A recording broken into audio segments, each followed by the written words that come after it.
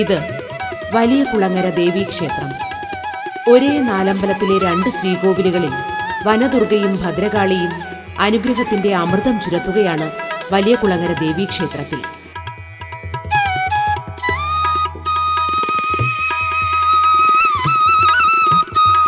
കൊല്ലം ജില്ലയിൽ ഓച്ചിറയ്ക്കടുത്ത് വലിയ കുളങ്ങരയിലാണ് ഈ ദേവീക്ഷേത്രം കുടികൊള്ളുന്നത്. പ്രശസ്തമായ ഓച്ചിറ പരബ്രഹ്മക്ഷേത്രത്തിന് 3 കിലോമീറ്റർ തെക്കുമാറി ദേശീയപാതയുടെ ഓരം ചേർന്നാണ് വലിയ കുളങ്ങര ദേവീക്ഷേത്രം.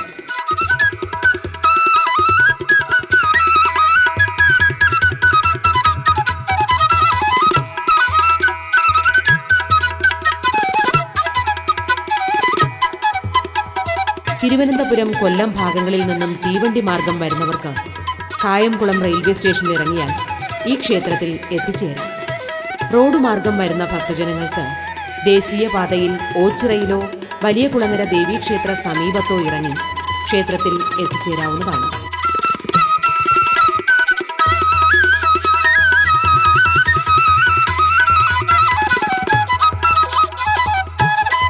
പ്രപഞ്ചത്തിന്റെ ആദികാരണ സ്വരൂപിണിയാണ് ദേവി. ഒരു നടപ്രമാണി ജനപ്രീതി വരുത്തുന്നതിന് പല പല രൂപങ്ങളിൽ രംഗപ്രവേശം നടത്തുന്നത് പോലെയാണ് അരൂപിയായ ദേവി ദേവകാര്യാർത്ഥം അനേക രൂപങ്ങളിൽ നിർഗുണയെങ്കിലും സഗുണയായി തീരുന്നതെന്ന് നമ്മുടെ പുരാണങ്ങൾ പ്രസ്താവിക്കുന്നു.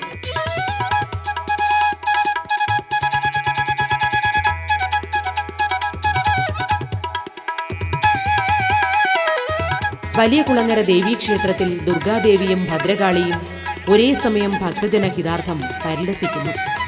ദേവിയുടെ തന്നെ 2 രൂപങ്ങളിൽ ഇവിടെ ഭക്തജനങ്ങൾക്ക് ഒരേ സമയം ദർശനം സാധ്യമാകുന്നത് പവിത്രമായി കണക്കാക്കുന്നു.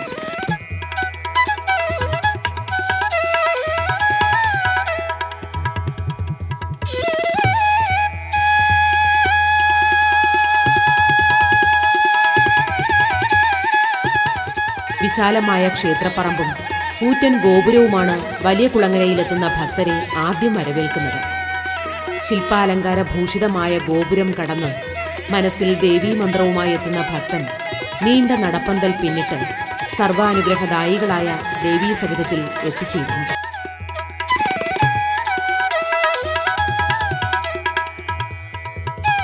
കായംകുളം രാജാവിന്റെ തേവാരമൂർത്തിയായിരുന്നു വലിയ കുളങ്ങരയിലെ ദുർഗാദേവിയെന്ന് ചരിത്രരേഖകൾ പറയുന്നു. തന്റെ ഇഷ്ടമൂർത്തികളായ ദേവികളുടെ ഉപാസന നടത്താൻ കായംകുളം രാജാവ് ക്ഷേത്രത്തിനടുത്ത് തേവാരപ്പുരയും പണിതിരുന്നു. കാലാകാലങ്ങളിൽ കായംകുളം രാജാവ് ഇവിടെ എഴുന്നള്ളി തന്റെ ഉപാസന നടത്തിപ്പോന്നു. തേവാരത്തിൽ എന്നു പേരായ ഒരു നായർ തറവാട് ഈ ക്ഷേത്രത്തിന് തൊട്ടടുത്തുണ്ടായിരുന്നത് ഈ വിശ്വാസത്തിന് ബലം നൽകുന്നു.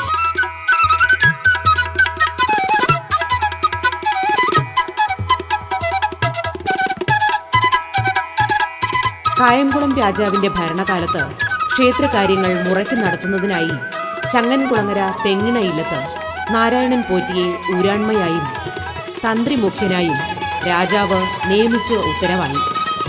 ആ തിരുവെഴുത്ത് വിളംബരം അനുസരിച്ച് നമ്പൂതിരിക്ക് കരമൊഴിവായി കണക്കറ്റ സ്വത്തുക്കൾ ലഭിച്ചതായും രേഖകൾ പറയുന്നു.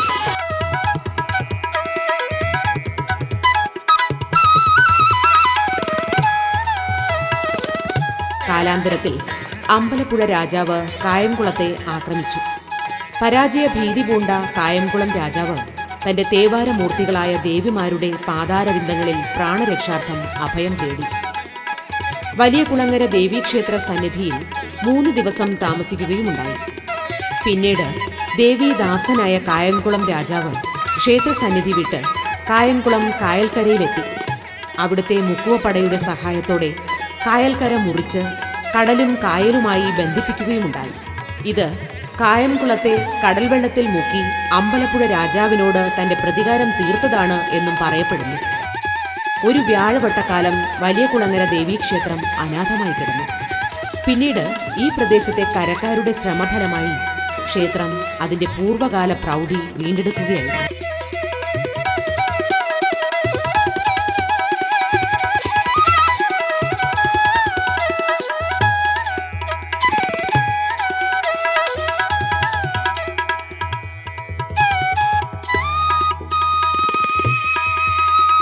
വലിയ കുളങ്ങര ദേവീക്ഷേത്രവുമായി ബന്ധപ്പെട്ട് നിരവധി ഐതിഹ്യ കഥകളും അനുഭവ കഥകളും പ്രചാരത്തിലുണ്ട്. ഈ പ്രദേശത്ത് ക്ഷേത്രവുമായി പൂർവിക ബന്ധമുള്ള കുടുംബങ്ങൾ ഉണ്ടായിരുന്നു. അതിൽ ഒരു കുടുംബത്തിലെ കാരണവർ കുടുംബ സംബന്ധമായ കാര്യങ്ങൾക്കായി യാത്ര ചെയ്ത് ഒരു ദിവസം വലിയകുളങ്ങര ദേവീക്ഷേത്ര സന്നിധിയിലെത്തിയപ്പോൾ നേരം വൈകിയിരുന്നു. അക്കാലത്ത് ക്ഷേത്രത്തിൽ അടിച്ചുതളിക്കാരിയായി കാളി എന്നു പേരായ ഒരു സ്ത്രീ ഈ ക്ഷേത്രത്തിന് തൊട്ടടുത്ത് താമസിച്ചിരുന്നു.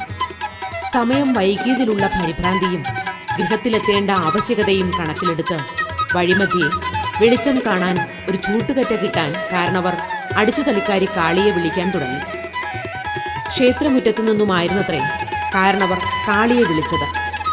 ഏറെ നേരം വിളിച്ചിട്ടും അടിച്ചുതളിക്കാരിയെ കാണാത്തതിൻ്റെ മനോവ്യഥയോടെ നിൽക്കുമ്പോൾ പെട്ടെന്ന് ചൂട്ടുകറ്റയും തെളിച്ചുകൊണ്ട് കാളി കാരണവരുടെ മുന്നിലെത്തി. എത്ര നിർബന്ധിച്ചിട്ടും കാളി ചൂട്ടുകറ്റ കാരണവർക്ക് കൈമാറിയില്ല. കാരണവരോടൊപ്പം ഗൃഹം വരെ കാളി കൂടെ നടക്കുകയാണ് ചെയ്തത്. ചൂട്ടിന്റെ വെളിച്ചത്തിൽ സുരക്ഷിതനായി ഗൃഹത്തിലെത്തിയ കാരണവർ തന്റെ കൂടെ വന്ന കാളിക്ക് രാത്രി കിടന്നുറങ്ങാൻ മുറിയൊരുക്കുവാൻ വീട്ടുകാരോട് പറഞ്ഞു. മുറിയൊരുക്കി വീട്ടുകാർ വന്നു നോക്കിയപ്പോൾ മുറ്റത്ത് ചൂട്ടുകറ്റയുമായി നിന്ന കാളിയെ കാണാനുണ്ടായിരുന്നില്ല. പരിഭ്രമിച്ചു വശം കെട്ട വീട്ടുകാർ പിറ്റേന്ന് തന്നെ ഒരു ജ്യോത്സ്യനെ വിളിച്ചു വരുത്തി പ്രശ്നം വെപ്പിച്ചു. പ്രശ്നവശാൽ കാരണവരെ രാത്രി ഗൃഹത്തിലെത്തിച്ച കാളി സാക്ഷാൽ ഭദ്രകാളിയെന്ന് തെളിഞ്ഞു. താൻ ഉള്ളുരുക്കി വിളിച്ചപ്പോൾ ദേവി സ്വമേധയാ തന്റെ ഭക്തന്റെ കൂടെ വന്നതാണെന്നും പ്രശ്നവിചാരമുണ്ടായി. മനമുരുകി പ്രാർത്ഥിച്ചാൽ ദേവി സമീപത്തെത്തുമെന്നതിന് ഈ അനുഭവ കഥ ഇന്നും ക്ഷേത്രവിശ്വാസികൾ തലമുറ തലമുറയായി കൈമാറി വരുന്നു.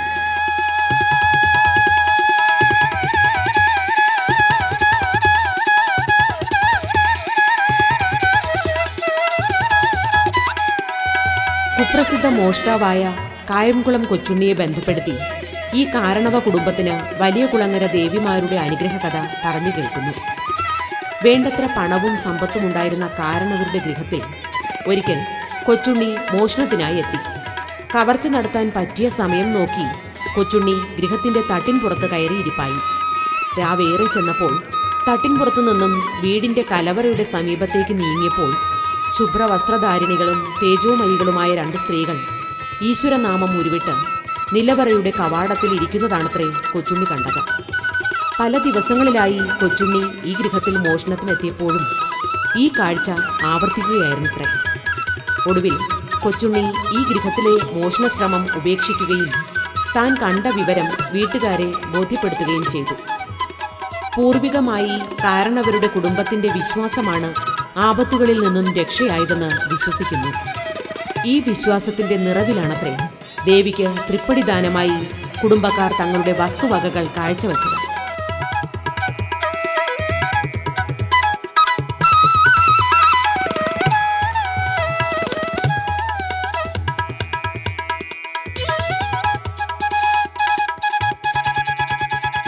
കായംകുളം രാജാവിന്റെ കാലശേഷം വലിയകുളങ്ങര ദേവീക്ഷേത്രം കാലങ്ങളായി ആരും ശ്രദ്ധിക്കാതെ നാമാവശേഷമായി. അതിനുശേഷം ചങ്ങൻകുളങ്ങര, വലിയകുളങ്ങര, പായിക്കുഴി എന്നീ കരകളിലെ കരപ്രമാണിമാർ ഒത്തുകൂടി ക്ഷേത്ര പുനരുദ്ധാരണ പ്രവൃത്തികൾ നടത്തി നഷ്ടപ്പെട്ട ക്ഷേത്ര പ്രതാപത്തെ പുനരുജ്ജീവിപ്പിക്കുകയായിരുന്നു.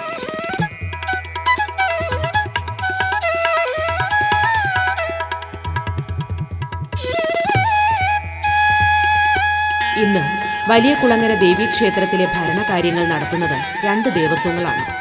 തെക്കേക്കര, വടക്കേക്കര ദേവസ്വങ്ങളാണ് ഭരണം നടത്തുന്നത്.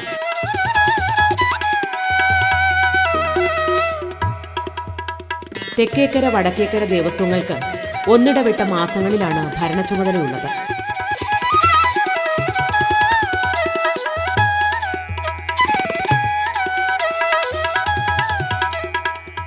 പുതുമന ഇല്ലത്തിനാണ് വലിയകുളങ്ങര ദേവീക്ഷേത്രത്തിലെ തന്ത്രം.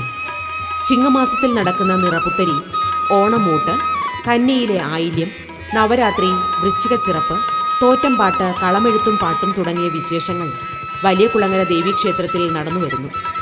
വേദാന്ത വിദ്യാലയം, രവിവാര പാഠശാല, ഹിന്ദുമത ഗ്രന്ഥശാല എന്നിവയും ഈ ക്ഷേത്ര സങ്കേതത്തിൽ പ്രവർത്തിക്കുന്നു. വലിയകുളങ്ങര ദേവീക്ഷേത്രാങ്കണത്തിൽ 2 കളിത്തട്ടുകൾ സ്ഥിതി ചെയ്യുന്നു.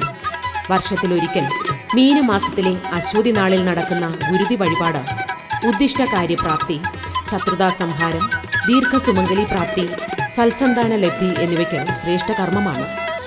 ചൊവ്വ വെള്ളി ദിനങ്ങളിൽ മുട്ടറുക്കൽ വഴിപാടും നടന്നുവരുന്നു.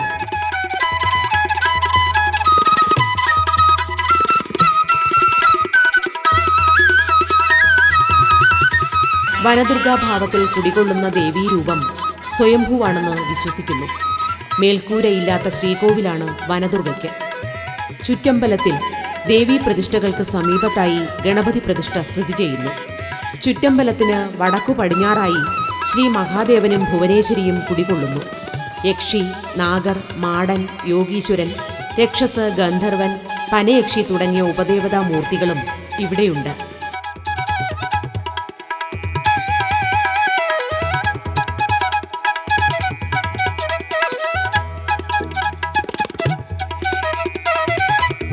വെള്ളിയാഴ്ചകളിൽ വലിയ കുളങ്ങരയിൽ നടക്കുന്ന നാരങ്ങാ വിളക്ക് പൂജയിൽ പങ്കെടുക്കാൻ ദൂരസ്ഥലങ്ങളിൽ നിന്നു പോലും ഭക്തജനങ്ങൾ എത്തിച്ചേരുന്നു.